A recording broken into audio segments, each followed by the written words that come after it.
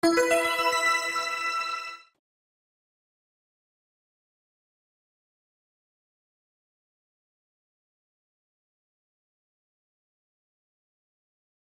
the past few sessions, we also take into account the government's fiscal strength, which is key for this risk rating. And we also like to measure how susceptible the country is to shocks, this susceptibility to event risk.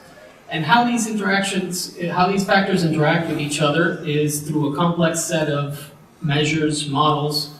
But of course, I'm not going to bother you with all this.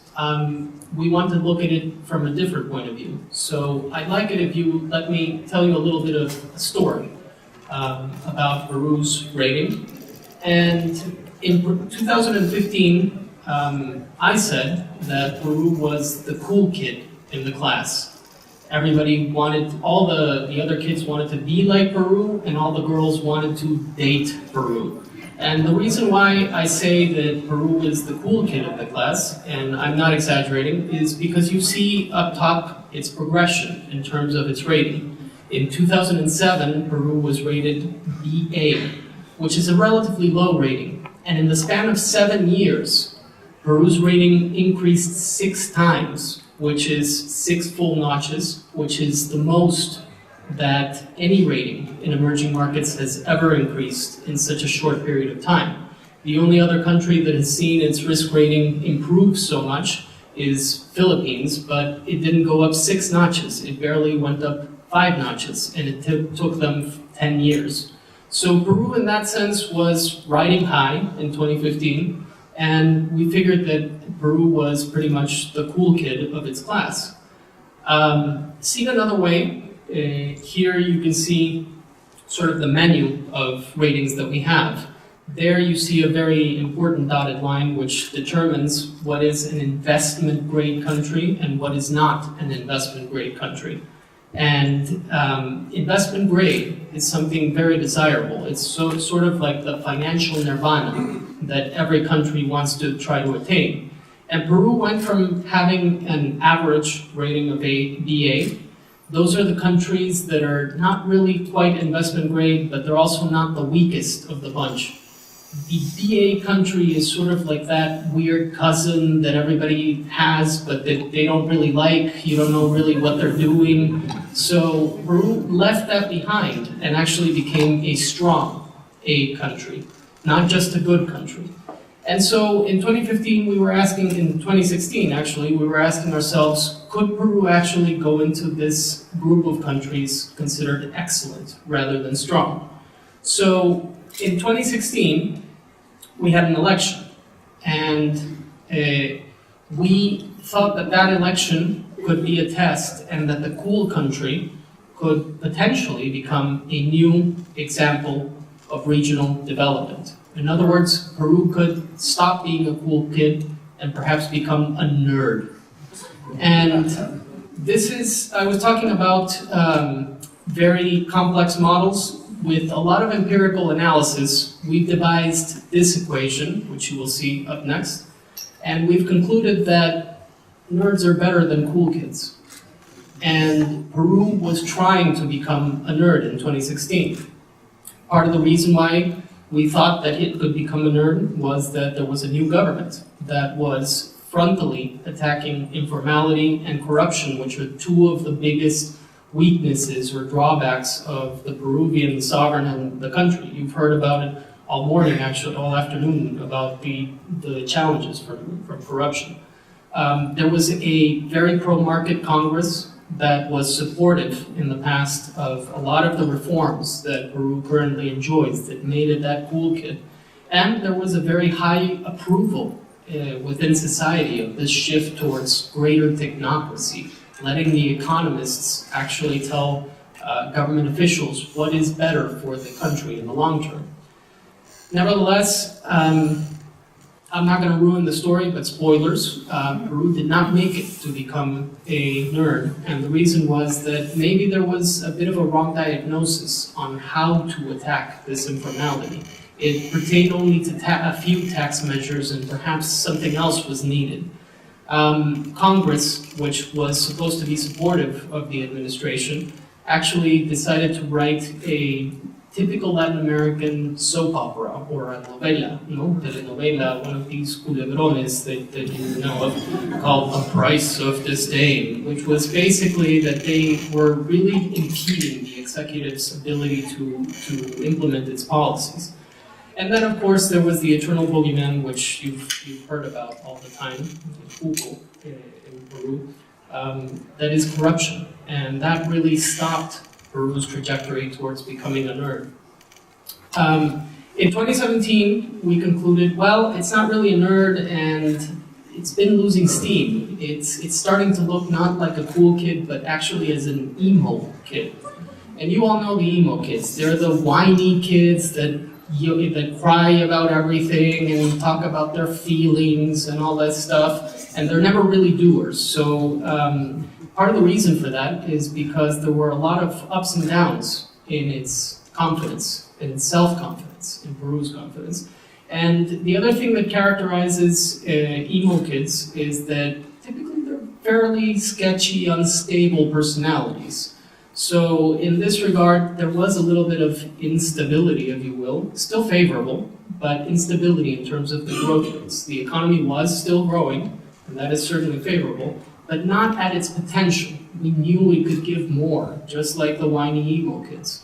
They know, you always know that they can do more than what they're doing, just because they're too worried crying about their feelings.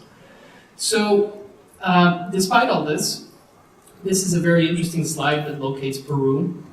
Peru's rating at A3 is still the second best in all of Latin America. It's something that certainly they should be proud of. It's second only to Chile. And I'll tell you something quite interesting about this slide. Every single country that you see in this slide, except for Peru, has had either a ratings downgrade since 2015. In other words, we've decreased the rating. Chile used to be rated much higher, actually, and we've downgraded its rating. Or they've had negative outlooks, meaning that we've had a lot of concerns about the ratings. Mexico has had negative outlooks. Right now in red, you see that we have negative outlooks for Colombia, meaning that we could downgrade their rating. For Costa Rica, for Ecuador. Uruguay itself had negative outlooks. Brazil has been downgraded significantly. All of them have been downgraded or had negative outlooks, except Peru. And why has Peru, despite being an emo kid, not seen a negative rating action to its rating? And the reason is because Peru is a standout. It's got very prudent macro fiscal management. In that sense, we, as sort of the professors who evaluate the kids in the class, we can't confuse its potential and its fundamentals with the cycle. It was having a rough couple of years. Maybe it was having some problems at home, and there were, indeed, because of all the corruption allegations. But we have to look beyond the down moment, and we have to really take into account the macroeconomic stability that this country has provided. It's been a staple of its story, and its fiscal credibility. When the Peruvians say they're going to do something, fiscally speaking, and with their fiscal accounts, you believe them. They will. That's not the case for a lot of the countries in the region, because they truly value this macro-fiscal stability. And its debt ratios are one of the lowest in the entire region in Latin America. They're certainly much lower than what you would see in other A-rated countries. So the question in 2017 became how to get back on track, how to stop being this whiny kid and being the emo kid to doing something else and getting really back on track. Well, the government focused on two key areas. One was infrastructure investment to try to add more dynamism to the economy and narrow this large infrastructure gap that Peru, the country, has. And the second was to try to address that eternal boogeyman, which is the corruption story, via political and judicial reforms to strengthen that institutionality. Nevertheless, as we like to be pessimists, and this is why people throw us out of their countries all the time as rating agency analysts, I'm going to say, but, unfortunately, in infrastructure, the infrastructure gap is estimated to be $30 billion, which is 15% of GDP. And the gap will only increase through 2025. Peru requires over $160 billion in investments, or 82% of 2017 GDP, in order to really close the gap with its peers. So there are some, and there will continue to be, persistent infrastructure deficits in the country. Part of the reason, well, execution capacity. It is tough to have a very competent technocracy, even at the state and local levels. You've heard about this in the other modules, where sometimes the civil service is not of the best quality because it's not all that well paid. And sometimes it will demand some, corruption or will eventually have some corruption allegations against it. Case in point, Odebrecht and others that we've seen. We continue to hear the noise. The Odebrecht scandal broke out in full in 2017, but now we're still working through that noise.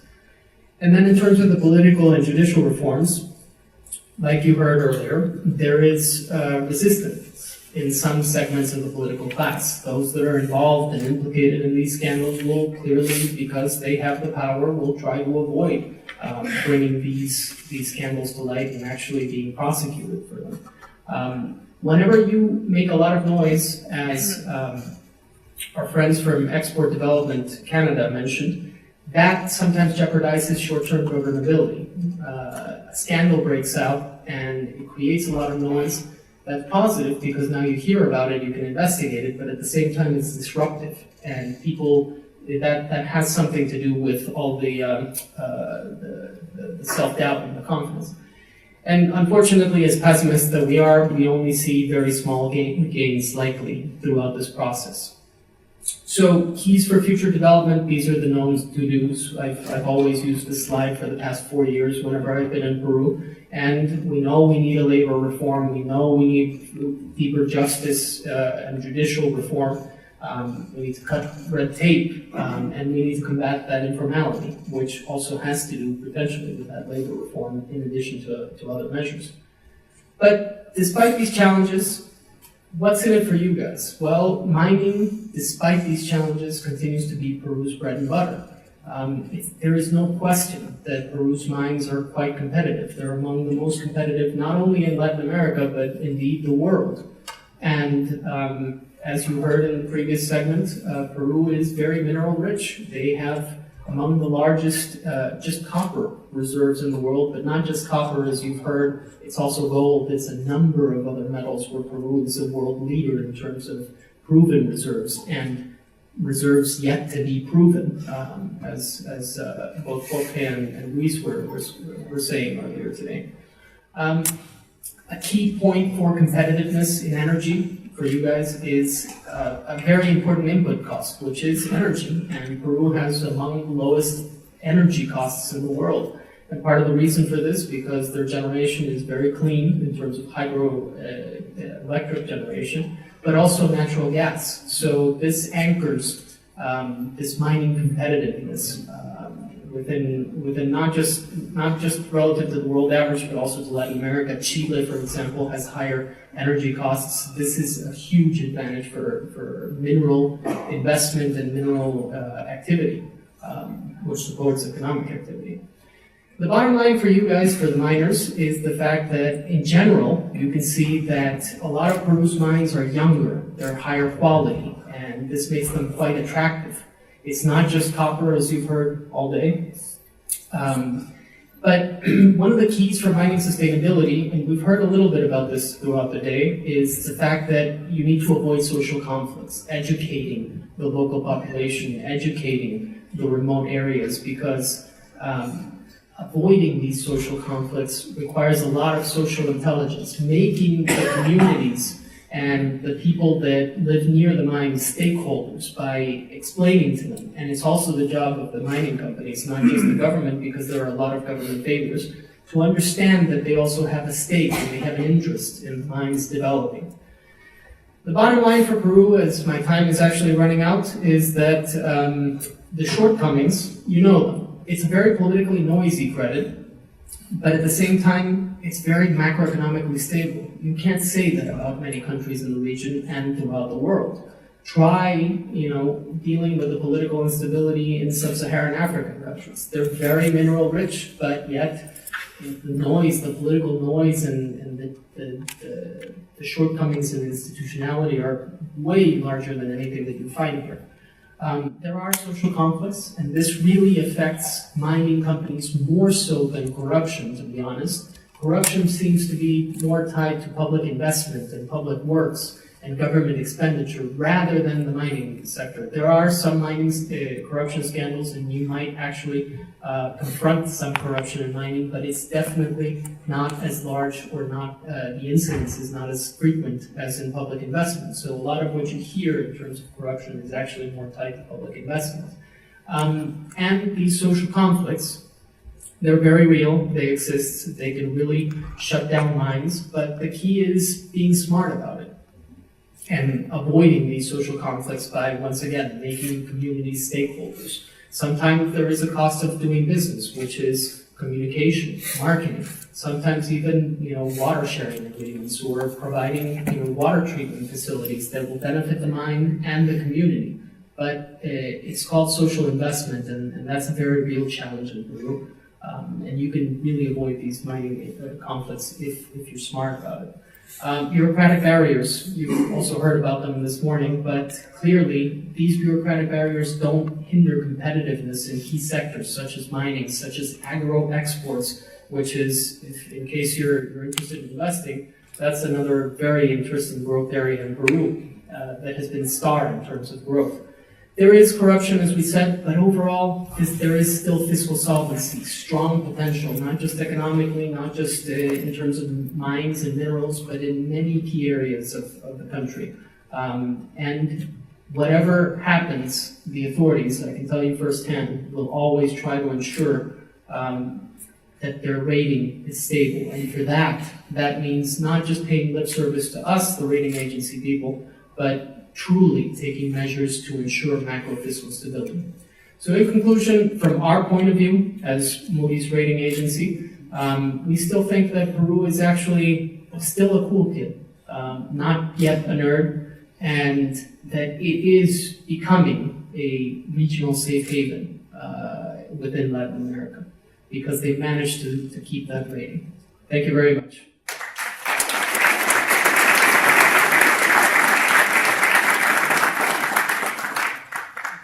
We have time for questions. We have 10 minutes. Sure, 2 questions.